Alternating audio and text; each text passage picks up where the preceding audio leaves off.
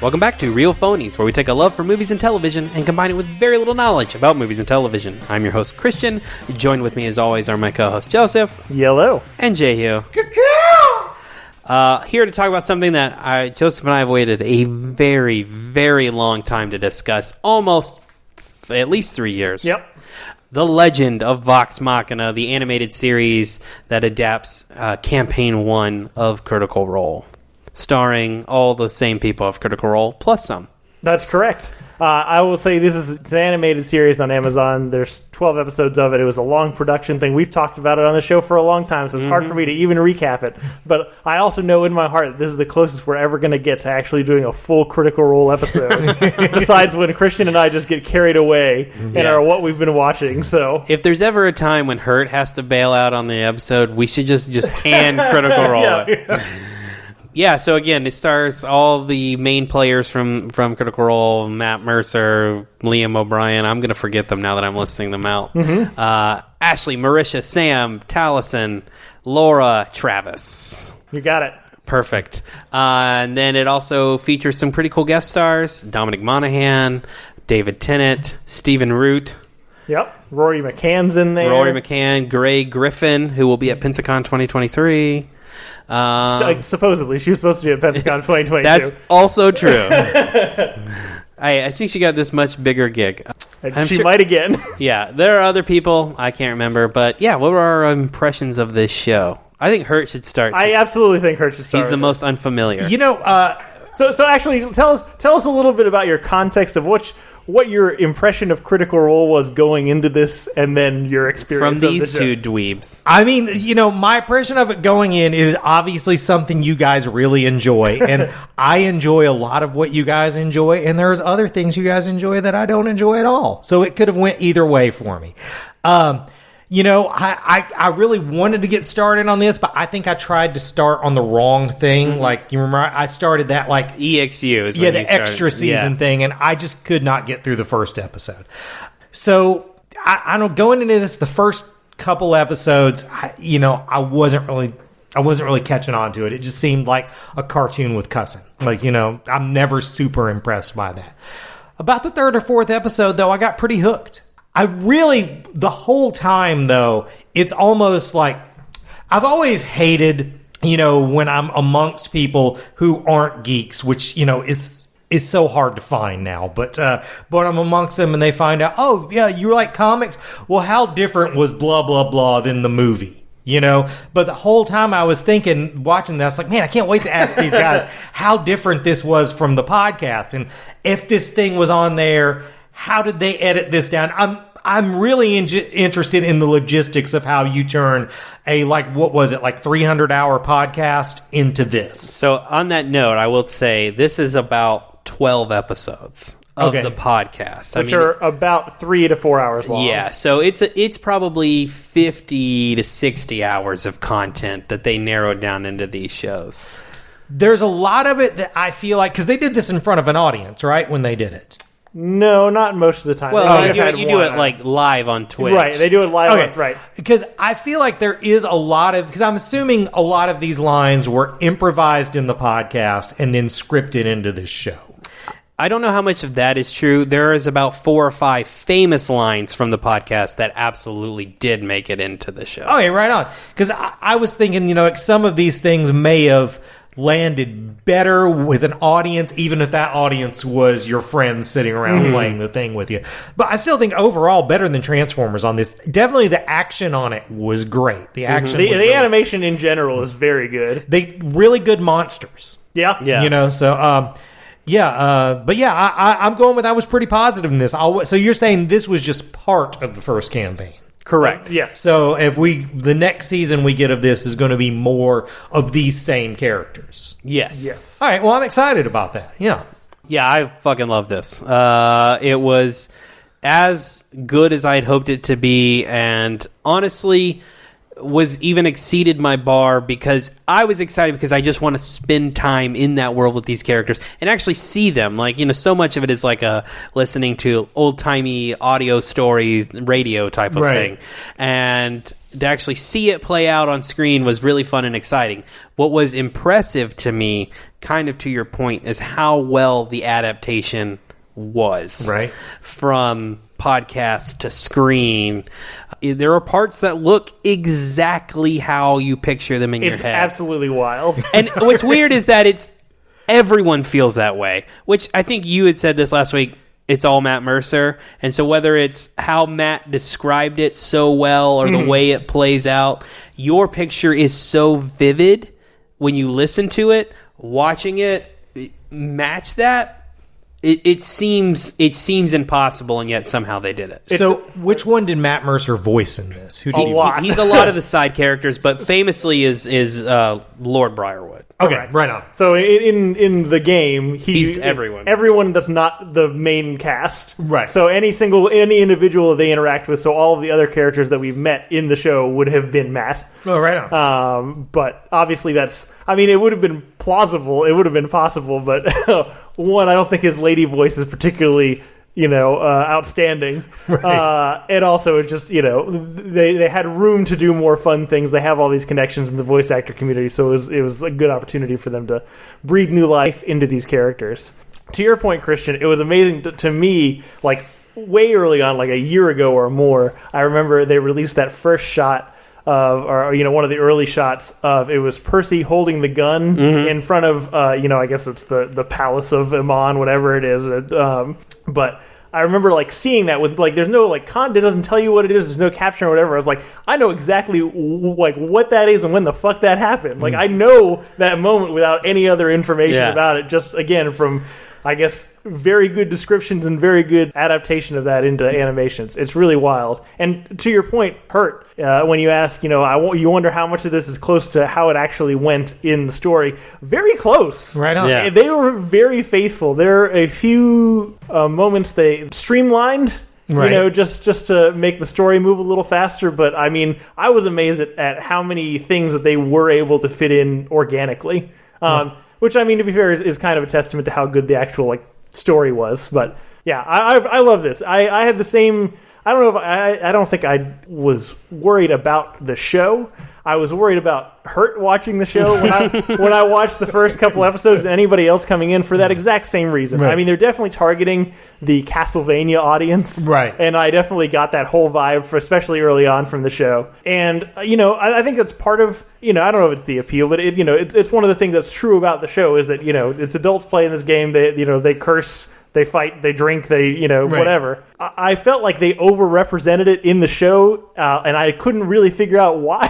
Right. Because I was worried for exactly the same reason that was going to be a turnoff for people like you who are like, okay, I get what's going on here. They're just doing, like, we're doing HBO for cartoons. Right. But, once we get past those first couple episodes and we really get into, like, the characters and the real meat of the story, I think they do a really good job of staying true to what made the original story work. It's funny, I didn't even think Castlevania is a good thing, but the first couple episodes, I was like, oh man, this is really for Deadpool people. Sure. And I like both the Deadpool movies, but like I said, I got hooked in, and there was, when I got hooked in certain things that I thought were negative about the first couple episodes, I came around. I was never too into this anyway, but I've definitely aged out of the idea of thinking a cartoon character is sexy. But once I got into this, I was like, man, some of these chicks kind of are sexy. So yeah, it was. I think there was an element of it that was almost distracting to me. That I was like, man, I wish I would have listened to this so I could have dissected this as I watched it. Mm-hmm. But I think it stands pretty well on its own. Once I got into the groove of it, I liked it. So I wanted to kind of move into spoilers because I want to talk about the first couple of episodes. Absolutely. So if you haven't watched this, it's on. If you have Amazon, it's on Amazon Prime. You've been warned. The first episode kind of is struggling to grab its ground, but once you get to episode 3, you'll be in. Right. So better than Transformers all around. So this show takes a kind of interesting release schedule, which is that it's weekly, but it's in episode dump, so it's 3 episodes for over 4 weeks. And the first 3 episodes are probably the most interesting to me to discuss because the first 2 was originally all that we were supposed to get. Correct. And when the Kickstarter launched, it was for like $780,000. It was to finance essentially 2 20-minute episodes to tell a pre-stream story. And what I really interpret those first 2, and I think, by the way, the Kickstarter blew past that goal. Ended up finishing around like $11 million in 45 days. I think it's still the biggest crowd-funded or Kickstarter for arts and entertainment there has been.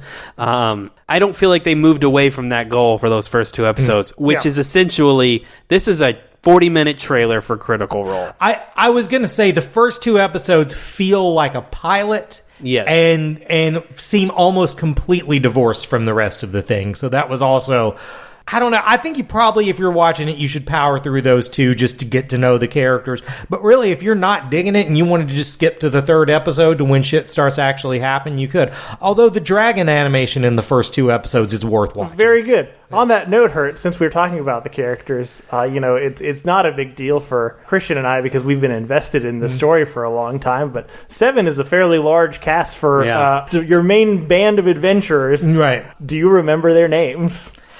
I can't say that I remember everyone's names, but I don't always remember the names of something that's 90 minutes and has 3 characters. Last night, I've pretty much ate and slept the IT crowd for a month, and I was trying to make a reference to Moss, and I had to look up his name.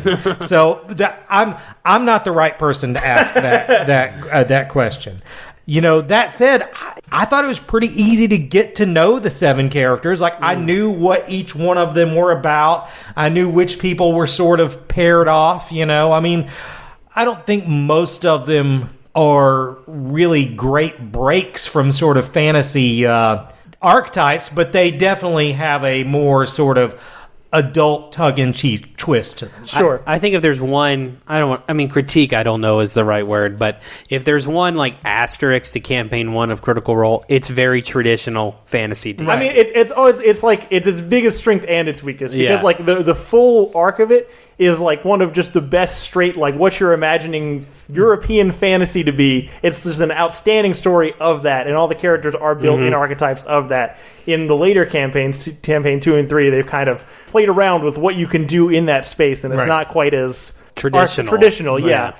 But no, you're absolutely right. You're spot on in that, when they started, they were all like, I don't know, kind of British. Yeah. Right. Yeah. Yeah, and I think part of the weakness of these first 2 episodes is they were pre-stream. There was nothing to go back to. Right. You were going simply off Matt's notes, and that's it.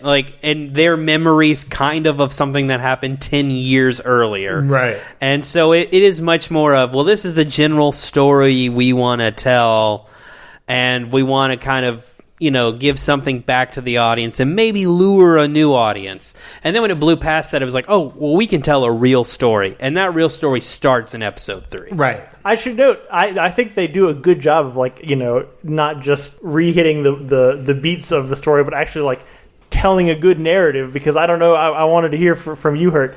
Did they get you on the fake out on the dragon? Yeah, no, totally. Yeah. Well, I mean... my mind wasn't blown. I felt like it was going to be somebody I'd already seen. Yeah. But I was still surprised by who it was. Yeah. And, I thought it was going to be more controlled than it was that guy. Yeah. So. Well, that's all we have to talk about for that. But episode 3 really picks up what's famously called the Whitestone arc. When you're watching Critical Role, Joseph and I normally would recommend people start with this. There's 20 episodes prior to this. You don't need to watch those. Right. That's 60 hours of your life you're not going to get back. Having said that, I've done it 3 times. So, on that note, it's important to note that at this time in campaign 1, there was actually an 8th cast, or I guess really a 9th cast member. That has been scrubbed from history, does not exist anymore. Orion Akava. Why?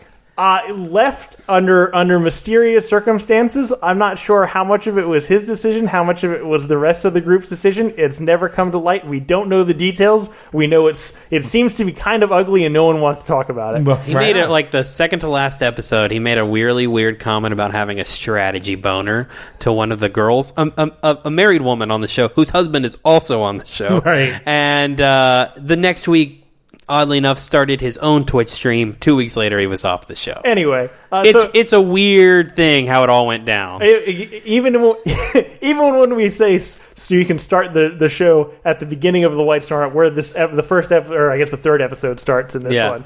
there is a character in there you won't expect, and he's terrible. He's the worst part of that campaign, but he's gone in like 3 episodes. Yeah. So. Old Tiberius. So basically, he's like, see, here's another one where I can't think of anybody's name. He's Josh's girlfriend. I can't remember what the character's name from the first season of West Wing. Mandy, just disappears. Correct. Never even referenced. They do reference him one other time, which they kill him. Spoilers. That's true. And you find his grave. But yeah, so then I can't really fail to remember where episode 1 ends. Does it end with the shooting of the carriage driver? The episode 3? Episode 3, yeah. I think so, yeah. And so then we pick up with Vox Machina on house arrest. And we get the most interesting character in Critical Role. Not entirely Critical Role, but in Campaign 1, which is No Mercy Percy. Yep, for sure. He's so... When Percy calms down throughout the show, but in this arc's particular, Taliesin, I don't know what it was, just came up with all the best lines. Oh, so that's an important thing to know. If you haven't seen the show or anything, Taliesin Jaffe plays Percival. Right. And, I mean, he's the oddest duck of the group. I think they all... He thinks of himself as very eclectic. His handle on Twitter is Executive Goth. He's a very, like... he's got a vibe, no doubt. I feel like I was like at first kind of thrown off by like, okay, this guy is a lot, and this character I think is a big incarnation of that. It's pretty much just every like dark edgelordy sort of fantasy, all like rolled up into like there's like 3 different ones rolled up into one. Even a little steampunk in there. Absolutely, yeah. Which is the creepiest of the goths. And like on its surface, it should absolutely be so fucking cringy. Like it should not work, but he makes it so fucking cool, and they make it so fucking cool in this show. I will say, watching the first 2 episodes, I would have never guessed that guy was going to essentially be the main character. Yeah, he seems very much like support staff to. I probably would have guessed from the first one that one of the brother and sister were going to be the main character. Yeah, that guy, like about 3-4 episodes in, I realized, well, don't even need to go to Pensacon next year. That's who's going to be, everybody's going to be dressed as. Yeah. So Vox Machina is on house arrest. Eventually they break free. They're attacked. They're claiming the Briarwoods did this terrible thing. They've been blamed, and they're going to make their way to Whitestone to help absolve Percy of his terrible past, as well as get revenge against the Briarwoods. This is a pretty good arc. I personally think the show picks up in episode 6. I think it's good. Yeah. Like, the house attack scene is good. I think they really make it very horror-y. It's very horror. That's also one of the most different things that they did from the show to the... Yeah, I mean, I think this is the most horror arc, but in animation, you're really able to show it. Yeah. Were you guys... see, I forget the name, so I give everything my own name. Were you guys talking about the guys who are basically like Venom Dementors? Correct. Yes. Okay, yes. I like Venomentors. Venomentors, yes. I think one of the things that I didn't like about the third... I guess it's just the third episode. So one of the things that they talked about coming into the show is they had the advantage of being able to tell the story from different people's perspective. It's not just you're not 100% from your player's perspective all the time. Right. But it robbed us of one of the great reveals of the campaign, in my opinion, which was coming into that fancy royal dinnery scene, and you hear the Briarwoods there, you're like, okay, they're kind of bad people. They did something to Percy's family. Something's bad. But as far as you're concerned, they're like diplomats who are like, maybe like they're bankrolling some bad people, but as far as you know, they're just like people, right, with money who are in the, doing bad things or paying other people to do bad things. You don't find out until Vax is in the room and can't get out that they're like, oh no, they can also kill you. And that's an outstanding reveal in the show, because you think like, oh, our slipperiest guy is in the room, he got caught, okay, he'll just slip right out. No, he can't. Right. He almost dies. Yeah. What they talk about, there's a little tidbit in that episode about being faithful to the show. Vax, famously, one of his magical items he ends up having to give up because he gets way better shit is he has a belt that turns into a snake. Right. And they actually include that. I thought that was real cool. Yeah, that is like an actual D&D magical item that makes it into this show. And that's not how the scene necessarily plays out. He doesn't get the belt back in that moment. But I forgave it. It was okay. So another translation question I really want to ask. How did they handle the songs in the podcast. Because, I mean... They're so much better in the podcast. Well, they are. So the thing about the songs is they're all like... Pop songs. They're all pop songs, but with sometimes different lyrics that are appropriate to the situation, or a pop song specifically chosen to fit whatever the situation was. For rights reasons and probably other reasons, they couldn't do that. Right. Sam Riegel is very talented. He's a very musical guy. I feel like Scanlan was the one that was done the dirtiest in this campaign by being exclusively in the TV show. Yeah, by being relegated to exclusively the comic relief, because he's both the most versatilely powerful character of all of them, and also is he is those things, but also has a larger character than just that. But when you have 7 people and a lot of screen time, he just becomes the sex joke guy, right? And that's pretty much it. I hope they do something late. They get a 3rd season, and they can do a thing with Scanlan, that plays into that I think will hit harder if they continue this trend, but he's absolutely done the dirtiest.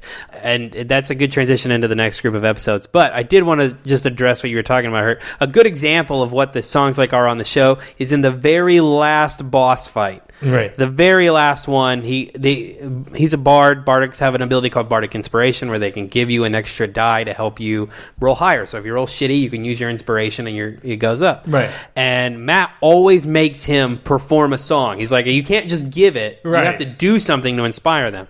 And in the very final boss fight, Sam's just sitting there. He gives inspiration. Matt's like, what do you do to inspire? And he sings the Happy Days song. But in the show, you find Pike's god is named Sarenrae. Right. So it's like Monday, Tuesday, Sarenrae. He's like, I legitimately believe he thought of it in the moment, because he's like, I don't know what to do here. And then just all of a sudden goes, Monday, Tuesday. I don't know how his brain worked that fast. Right, that's solid. But the songs are good, but they're so good in the show with just Sam's humor. It's just that takes us to 7, 8, and 9. Famously, episode 7, I believe, is the Scanbo episode, which is Scanlan, and this happens in the show, Scanlan chooses to take on an entire villa of monsters and an army by himself. And in that episode in the show is very much Scanlan just being like, I can keep going. I'm not tapped yet. I'm good. I'm still fine. In the way the series does it, it's more so he's just kind of lucky and happenstance. Right. That one affected me a little bit, because I love that episode. It's one of the best episodes. Yeah. It also shows how broken that character is, that. Oh, that archetype. That class, class, yeah. And that's the funny thing. Bars are generally shat on among D&D players, but I really feel like Critical Role was like, no, this is a great class if you know how to play it. Yeah. And then you get what's going on equal time to that is the others are taking on a house with Professor Anders, which is the first name on Percy's gun. Yeah. And then finally, it's the zombie raid. I want to back up just a little bit. I was just breaking down those episodes. That's fine. To coming into Whitestone, because again, talking about how you envisioned how it was described versus how it was portrayed in animation was just absolutely dead on. Yeah, spot on. It was exactly how I pictured it, which is amazing, because now the show makes a lot of money. They have all these fancy sets, they have little mini models. It's very exciting. Right. But in those days, it was a piece of paper with some lines on it. Right. This is the room. These are where the doors are, and that's it. And it was a piece of paper covered by other pieces of paper, correct. So you couldn't see what was going on. Yeah, that's true. I forgot about that. You're right. And to your point, Hurt, there are so many little things that Matt does to make the world feel richer. Right. And the whole atmosphere of Whitestone, this kind of misty, dark, dingy, dying, necrotic town is very cool. And then let's just throw in some fucking zombie giants that just wander around for just some flavor. And I love that. It's such a little touch that makes it feel so much more novel. Yeah, I think I do want to say one key difference in the show, adaptation-wise, and I'm only bringing it up since you asked the question at the beginning. Pike is not there for a different reason, right, in the show, and it had me concerned about how they were going to do her jelly form or whatever, because there's fun bits about that, especially with Grog, and I didn't know if we were going to get that, and we do, and I'm happy they just created a different pathway for that, and I think it worked out well. It's one of the times where the show is pretty different, right? But still lands. I feel like right still on. hits. Also, the last episode 9 of this bunch, I think is the first of the like iconic lines from this arc, which is "You know I love you," right? Which I'm not the biggest Vax Keyleth guy, sure. but I had to be there. I'm glad it's there. It's in that exact moment they're sitting on the Sun Tree. Zombie horde's about to attack. They did it exactly the same. So, man, let's talk about Stephen Root. Absolutely. Like, you know, Stephen Root is a guy I always am into. I'm always root for. Even if he's playing the bad guy, I'm usually on his side. But in this, he was so irredeemable. he gave you nothing to grab onto to be like on his team, and I fucking loved it. Like he's really good in it. Yeah, he slits a teenage girl's throat. Right. Right. The great moment. And that's the end of an episode. That's a great like cliffhanger moment. Except the next episode automatically starts playing. Yeah.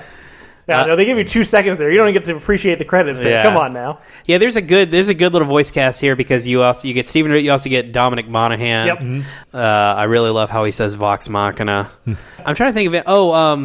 The black chick from Firefly. Yep. I mean, we got a lot of I don't like this term, but like fan service in a good way casting. They're like, hey, you know, geeks really like Firefly. Let's get a Firefly person. Let's get one Lord of the Rings person in there. Let's get one Game of Thrones person in there. Oh, Was there a Star Wars person in here? I don't think there was. Well, Dominic Monaghan's also in Star Wars. So that's a good point. He's in Rise of Skywalker. I often forget about that movie. I can't. And then finally we get the siege, I guess, on Whitestone Castle in the final 3 episodes, leading us down to the famous Ziggurat, which ends up being a problem all of Campaign 1. A lot more backstory on the Briarwoods, I feel like, in this. Yes. Which what their end goal is. Which I also don't like. Because I just watched the Hot Ones with Sebastian Stan, which was just, I mean, he's just an interesting little dude. I don't know if they feel that or if I just think he's attractive, and I just justify that to myself. But he was talking about how, like, one of the things that he tries to do when he's, you know, coming up with characters, whatever, is do, like, the least amount possible. Like, take whatever I think I want to do and do less of it. Because a lot of times what people like are the characters where there's something there, but like not all the pieces are there, and so, you know, the audience, being smart, wants to put those pieces in there, wants to fill in the gaps of like this like sort of intriguing character. And that's super how it is with the Briarwoods, because it's one of those things where they're very like, you know, they're obviously very evil. One is like a vampire, one is some sort of necromantic sorceress. But there's like this weird thing where they like very much like have a deep affection for one another. So even though they're like fuck everybody else, but like, you know, we've got a thing, and like that is like very, you know, you empathize for them even when you hate them. And at that point in the story, from watching the show, you have none of their backstory. You just know they're just these invaders that came in and took over Percy's home and murdered his family. But you still somehow like are kind of like, ooh, this doesn't feel quite like I expected it to when the big bad guy gets murdered. Yeah, I think the only real taste of it, to your point, I think you're right, is, again, this is going back to one of those mandatory lines, I broke the world for us. Right. I think that's the only, but that's what I mean, like that's an intriguing bit, whereas, you know, when we get the full backstory, it's fun later for us when Matt does give us the full backstory, but I think it makes the characters more interesting when you don't have that, and you're just like, what's going on with these two? Because they're not quite what I expect them to be. Even to that point, too, I think there's a little bit of the Briarwoods that you actually get, history of the Briarwoods you get in this show, that as viewers of the Twitch stream, we don't even get to like campaign 2, because there's a little bit about, you know, I think some of it was in the campaign 1 wrap up. It could be, you know, like Vesta Ragna being the replacement. That's not in this show, but you know, her being the master of antiquities or whatever in Wildmount, she would know where Vecna's wizard hole was or whatever. But sorry, spoilers. Just throw the name out there. And then they're not going to use it in the show anyway. That's true. You don't think so? They weren't supposed to use it in the stream. I didn't know that. Yeah, I thought it was a whole rights thing as far as I understood it. Anyway. Interesting. Yeah. Well, one thing I was going to say about this is also, I think this is a problem with lots of genre fiction, you know, fantasy, superhero, sci-fi, whatever, is that final battles are a letdown. The second act battle is always better than the end battle, but this had a really good final battle. Yeah, I think they do a good job of making our players essentially lose. Right. and it really feels like there are stakes in that moment. Right. Which, if you don't know the stream, I'm curious, did you ever believe that maybe, since there's 7, one of these people could die? I was beginning to think there was a few of them that could die, honestly. Yeah. So, I was like, well, these people are, particularly since it comes from a D&D thing and you can just start next week with a new character you bring into the fold. All these people seemed expendable. So definitely in that final battle, I kind of thought a few of them were going to go. And how do you make a necromancer witch and a vampire more scary? You give them a tomb lined with dead bodies. Right. It's animated really well too. Yeah. Mm-hmm.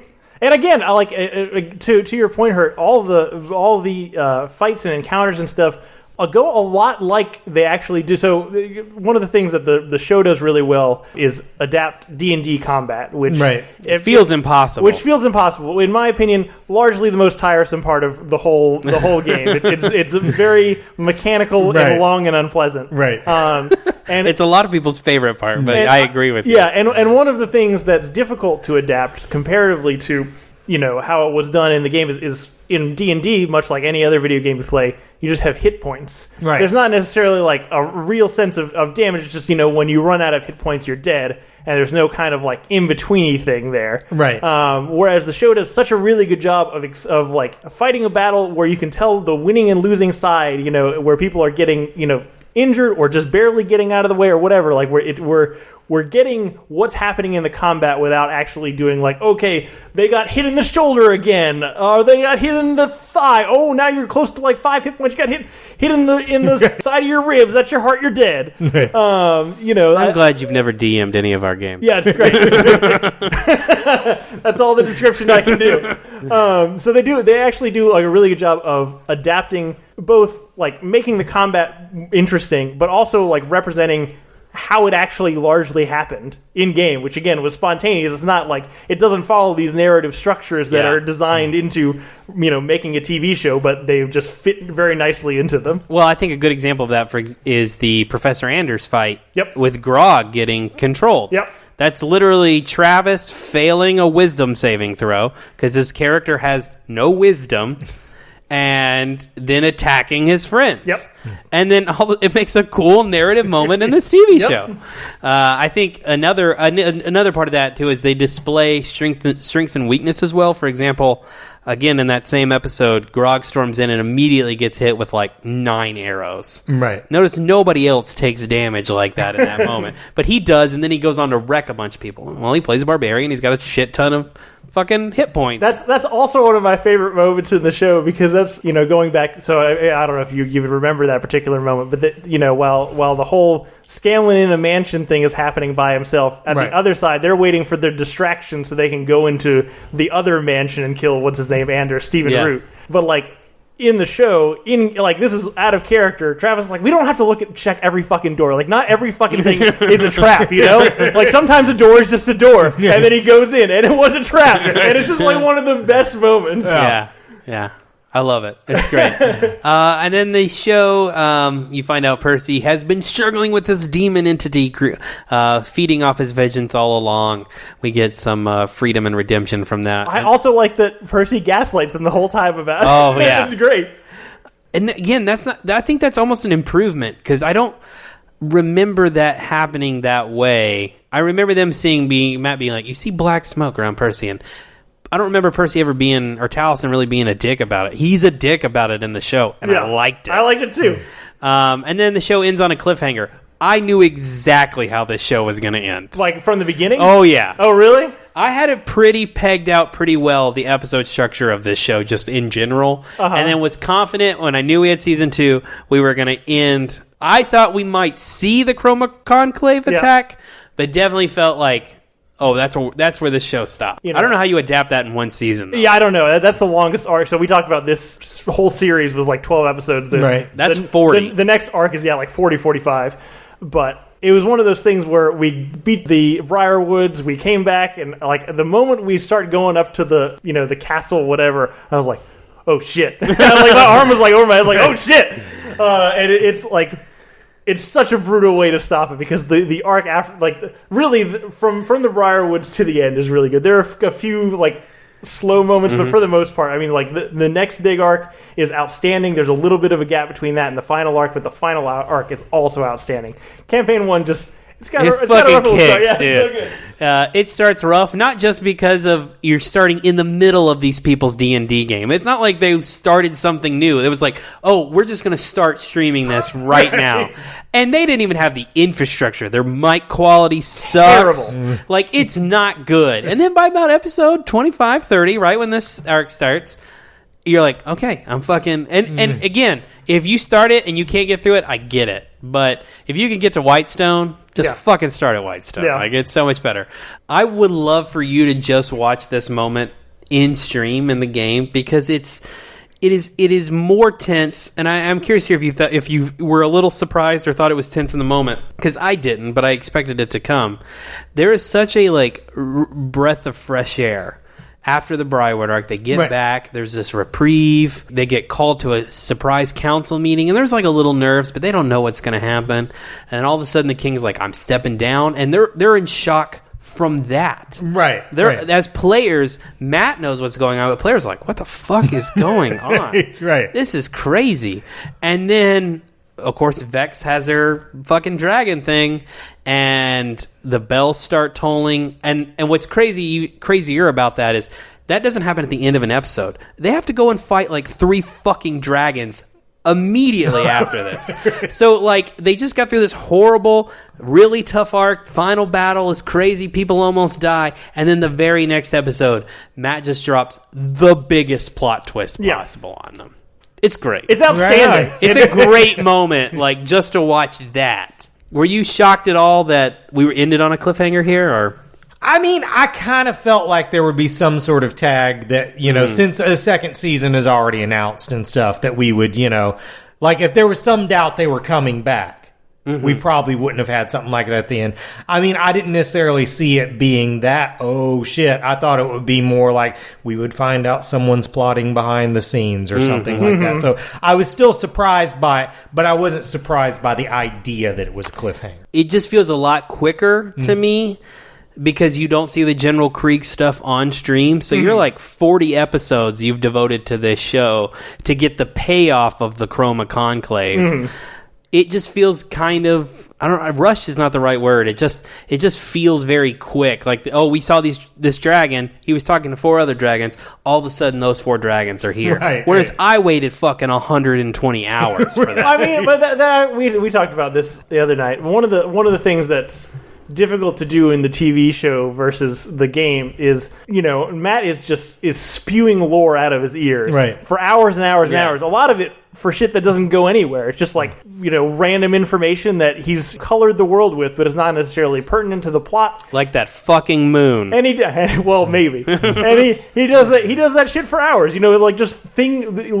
Information about this world spills out of him. And so there's no way, but I mean, it's very hard to determine which stuff is going to be important and which stuff is done and which stuff is just like, oh, well, that's cool, I guess. Right. And so, to your point, Christian, like, I don't know, even in the game, you can, like, we're kind of on a larger thread at that point, and so you're not really expecting what happens. Like, you think the story is going one way, and it takes a hard left turn. I pointed right, but left turn. No one on the thing could see that. I didn't, I didn't even notice it, and I can see you.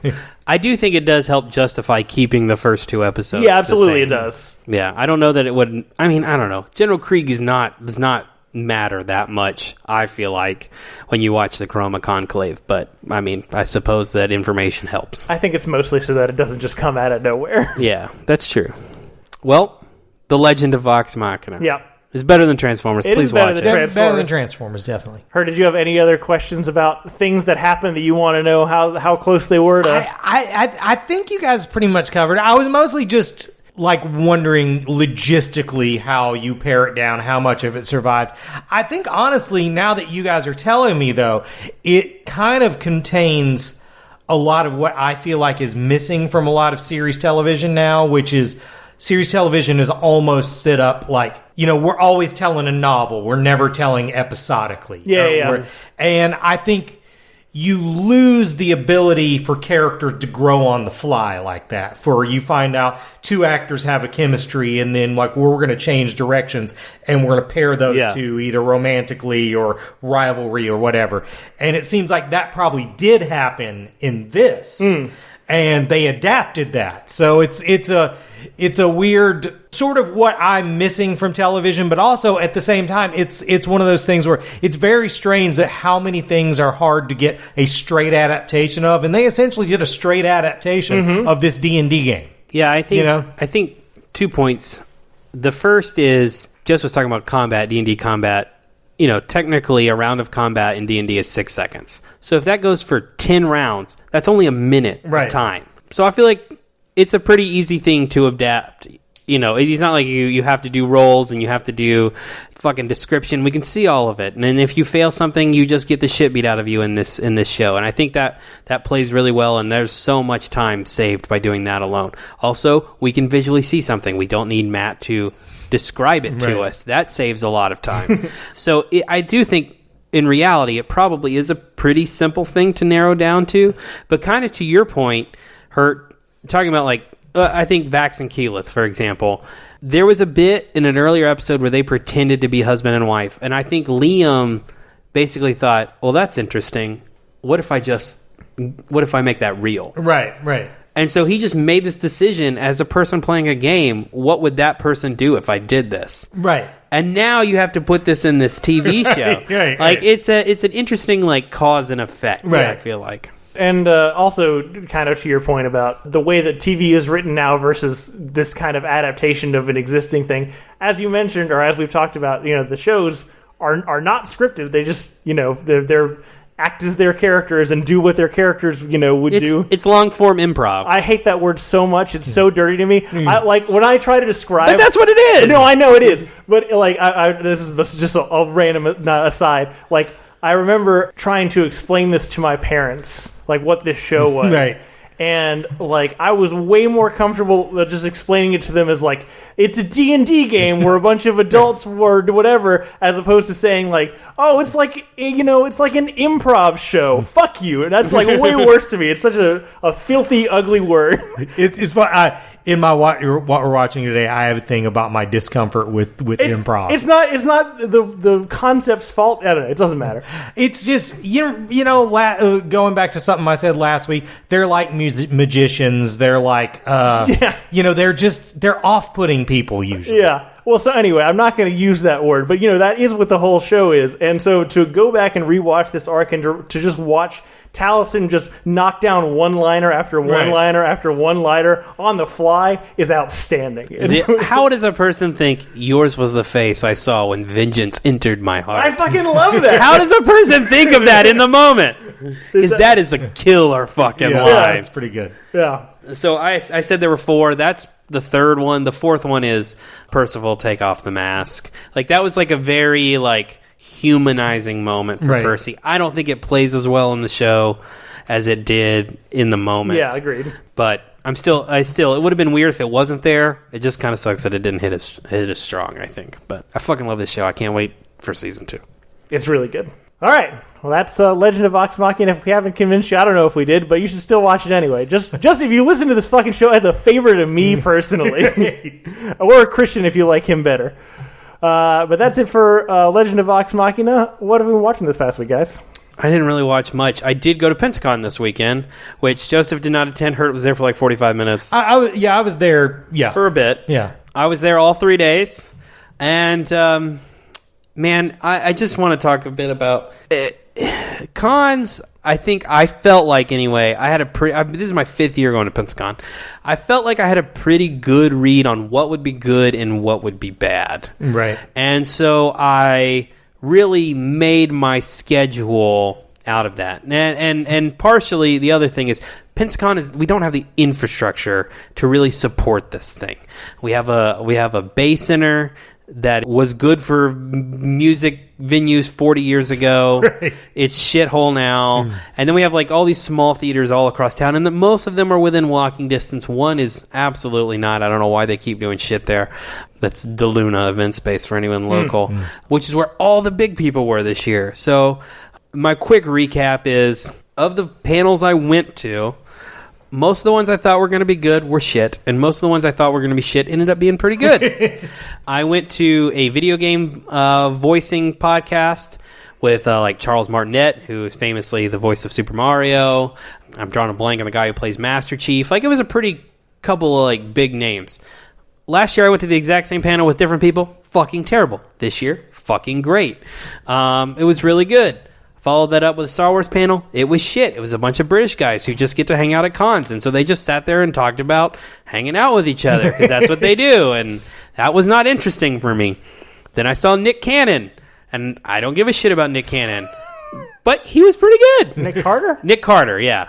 I was about to say Nick Cannon. I don't think so. Whatever. Again, Nick I give Cannon's so the bomb, I give I so hear. little shit. I don't even know which people are in Backstreet Boys, but he was pretty good. What if Nick Cannon was in Backstreet Boys? It would be. I would try it then. I'd give it a shot. But what I really wanted to talk about, there were two that I was most excited for. A couple years ago, I went to a Power Rangers panel. It was fucking terrible. It was awful.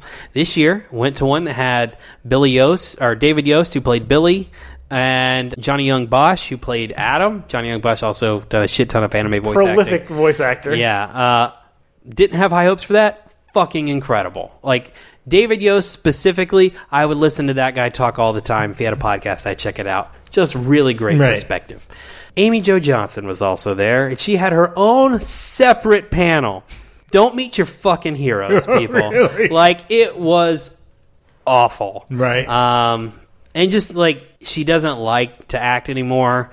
But no offense to her, people haven't seen her directing stuff. Like, it's all indie movies that she, like, self-financed. Right. We haven't seen them. You're not going to get asked those questions. And people weren't even like, have you seen this episode of Power Rangers? Like, you did this thing, but traditionally, there was none of that shit. Right. But it was Which is incredible, if that's true. Yeah, it was mostly like, you were a pretty good actress in the 90s. Like, you went on to be in Felicity and Susie Q, and what about it made you turn away? Well, I just don't want to do it anymore. Okay? Even if you don't have a more interesting answer, you're sort of here to entertain. Make one up. Correct. You know. And that's what I found is a lot of the good ones were entertainers. Right. John Barrowman came out in a TARDIS dress and talked about Doctor Who and penises for an hour. And I fucking loved it. I loved it. Oh, the one interesting one. You and I got in trouble by this one recently about mispronouncing Giancarlo Esposito's name. Right. I'm here to tell you, he also mispronounces his fucking name. How do we say it? It's Giancarlo Esposito. Oh, get the fuck out of here. Oh, fuck you, Joseph. Let's get the fuck out of you when it's the guy saying his own fucking name. He was okay. He was like a motivational speaker. The Kimberly one was bad, and Matt Lanter was terrible. I fucking love the Clone Wars. I love that dude as Anakin Skywalker. I wanted so much more out of it, and it wasn't good. It fucking sucked, and that was kind of heartbreaking for me. I'm sorry, buddy. Don't Yeah. meet your heroes. Again, it's very simple. Is that like there's an entertainment aspect to it, and you can't just answer questions like, yeah, no. Okay, Right. Is there more to that or nothing? And again, I think the questions were pretty tame, like Right. pretty good, Yeah. and there just wasn't. I don't know. I would assume it's just not very talkative people, or maybe Amy Jo Johnson did talk about how she has like severe stage fright. That's why she does TV. It's not in front of an audience, Right. And maybe that has something to do with it. But yeah, Me and Sarah did not stay very long. I wish we would have went on Friday or Sunday, but our weekend was just booked up to we only go on Saturday. And Saturday was just fucking nuts. And it was really like, triggering my claustrophobia. And I just the main reason I'd went on Saturday is because, Christian, you were there, and I had 2 or 3 other friends I was going to be there. I was like, man, I'm just going to see a bunch of friends at the convention. And the last time I had went, it'd been pretty fucking chill. But as soon as I got there, I was like, there's no way I'm finding a person here. 30,000 people. Yeah. It was the biggest ever. So, I'm glad for them. I'm glad it's doing well, but I definitely didn't experience that. I will relay an experience. My buddy Zach, who came in from New Orleans there, he's super into Jaws. Like, he's just a Jaws mega fan. He's also really into tikis. I don't support his tiki lifestyle, but I accept it. He brought a Jaws tiki for him to sign. I don't know whether they made that tiki themselves or they bought it, because, again, I don't want to know about their filthy tiki lifestyle. But But he brought it for Richard Dreyfuss. Richard Dreyfuss to sign, and Richard Dreyfuss was a fucking delight. He made sure everyone in the line had a moment. And, he was very nice to everybody. He looks great, apparently. I will also say, you guys might remember when we first started talking about Pensacon that I thought I was banned from Pensacon. Mm-hmm. Well, the specific guy that I was feuding with cut Zach in line. And, I did that. The feud started from shit that I said on the band's account. So I think maybe he cut Zach because he thought Zach was me. And I love that. I love that if his moment of revenge was on the wrong guy. But next year, I will definitely pick a different day than Saturday to go. Yeah.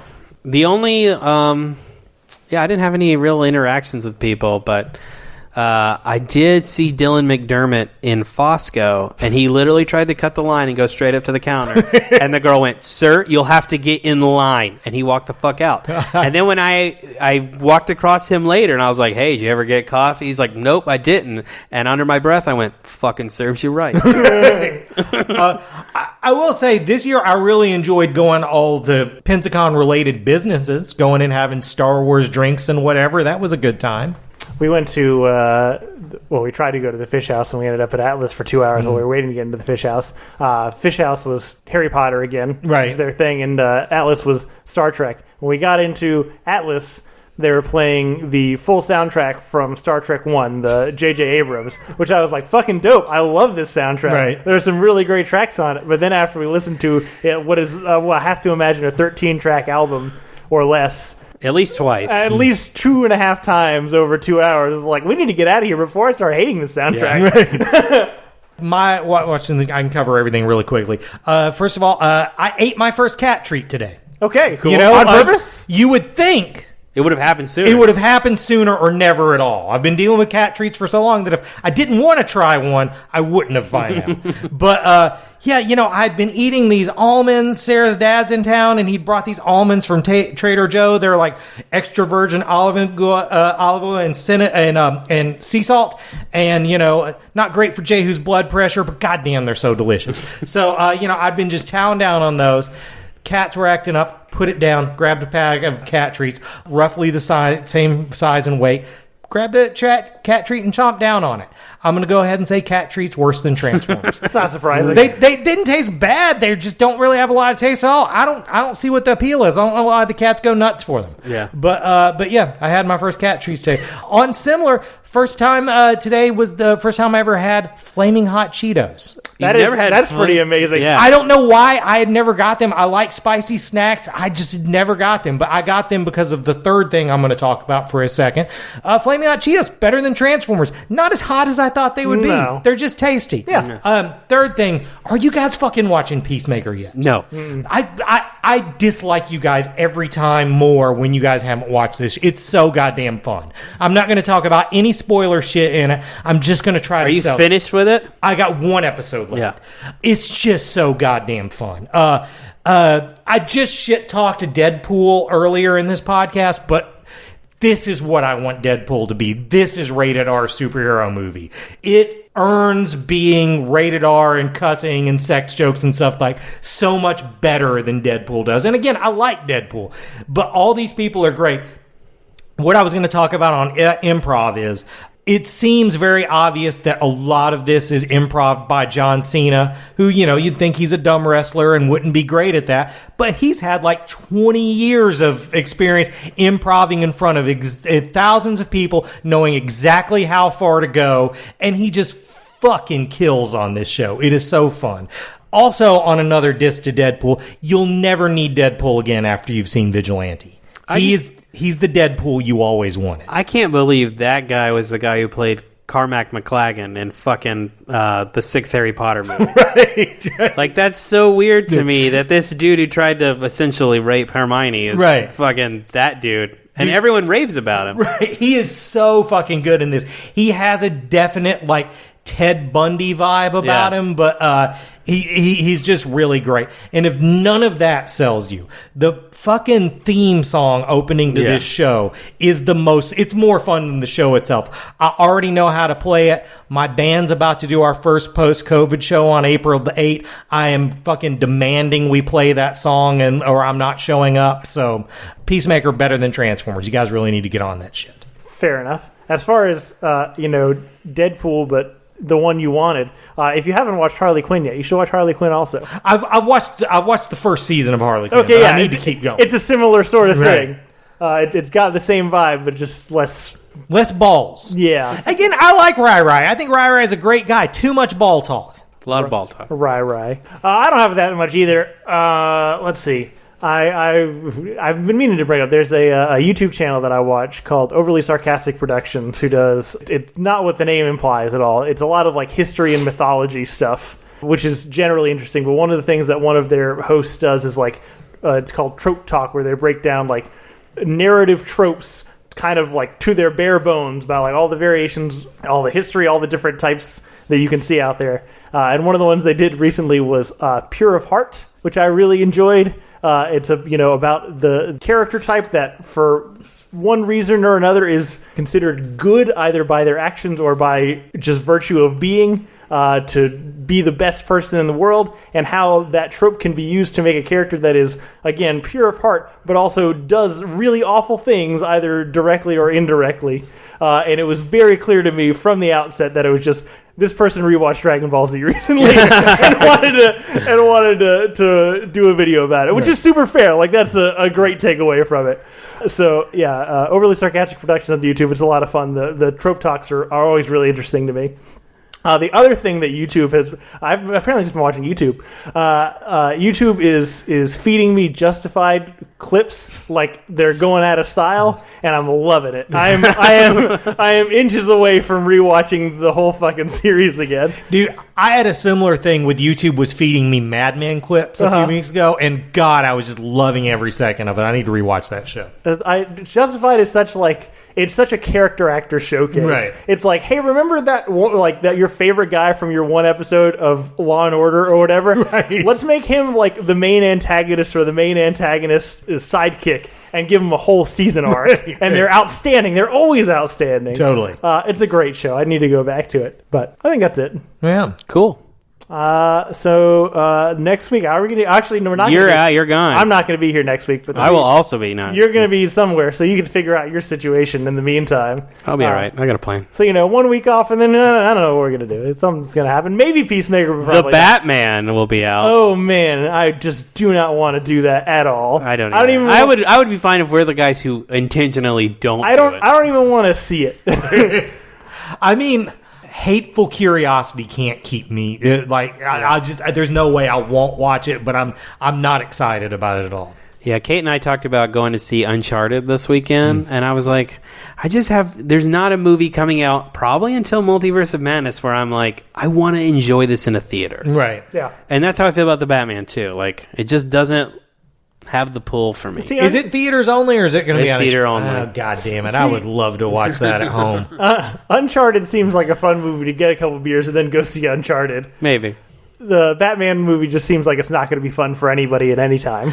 I don't even think that the Batman movie itself is going to annoy me as much as how much people are just going to jerk off over it after it's over. Yeah, man. So probably not the Batman in 2 weeks, but something. We should, if we all love it, we should still do it and just pretend we hate it. My fear is that we're all going to like it. Yeah. Our expectations are set appropriately low. This is literally a spoiler that hasn't happened yet, but I already know it's going to be a good movie I don't like. Yeah. But we'll be back eventually. Thanks to everybody for listening. Please watch Critical Role or The Legend of Vox Machina or just anything. It would make us so happy. It would make us so happy. If you want to share the podcast with anybody else, please rate, subscribe, tell your friends about it. That's really the best way to get new listeners. If you want to get in touch with us about your feelings about The Legend of Vox Machina, again, I'll talk about it anytime. You can call me on my cell phone at any time, and I will talk to you about Critical Role. It's true. You can reach us at realphonies@gmail.com. You can also follow us on Facebook and Twitter, Real Phonies, on Instagram, Real_Phonies. Thanks to Zach Evans for art and Brian Velasquez for our theme. See you guys later. Later.